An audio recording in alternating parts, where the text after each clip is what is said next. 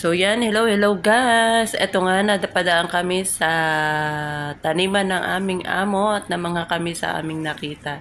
Ayan no, namumunga na yung kanyang mga tanim dito. Ayan, ang watermelon niya, namunga na. Ang daming bunga ng watermelon dito guys. So, kung sino man guys yung nakapanood ng dating vlog ko noon na sabi ko iba-vlog ko pagka namunga yung watermelon, yung nagtanim kami sa paso. It's sad to say guys, hindi yun namunga. Namatay ang watermelon na tinanim ng sister ko. Ayan, ito ang namunga yung tanim ng amo namin. Ayan, no. Ang lago-lago ng dahon niya. Ayan, yung dahon niya green. Medyo nag-yellow-yellow na nga kasi sobrang init talaga dito sa Dubai. Ayan, oh. Grabe, ang mga bunga ng mga tanim ng amo namin dito guys, napakarami. Ayan, oh. Ang sarap-sarap ng watermelon na yan guys. Natikman na namin yan. Pinatikim sa amin ng amo namin nung nag-harvest siya. Talaga namang napakatamis ang watermelon na yan guys. Ayan, oh.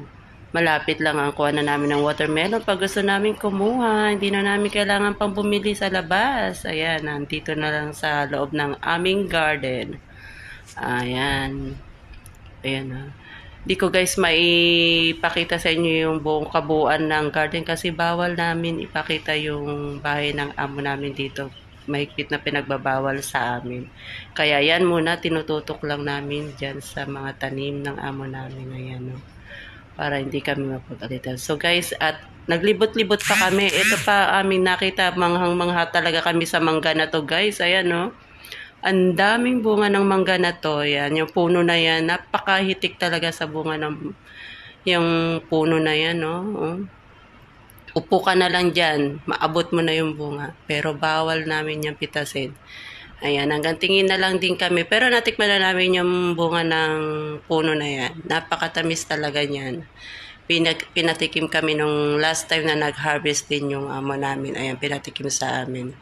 Ayan guys, hindi ko alam kung anong klaseng mangga to guys. Ewan ko kung sino nakakaalam kung anong klaseng mangga to. Hindi namin alam kung anong klaseng mangga to. Pero napakarami talaga niya guys, mamungo. Hitik sa bunga yung puno na to. Ayan. So yan guys, ito lang ang video ko natin ngayon. See you on my next vlog guys. Ayan, baka mayroon pang mamunga dito ng mga tanim. Ipapakita namin ulit sa inyo guys.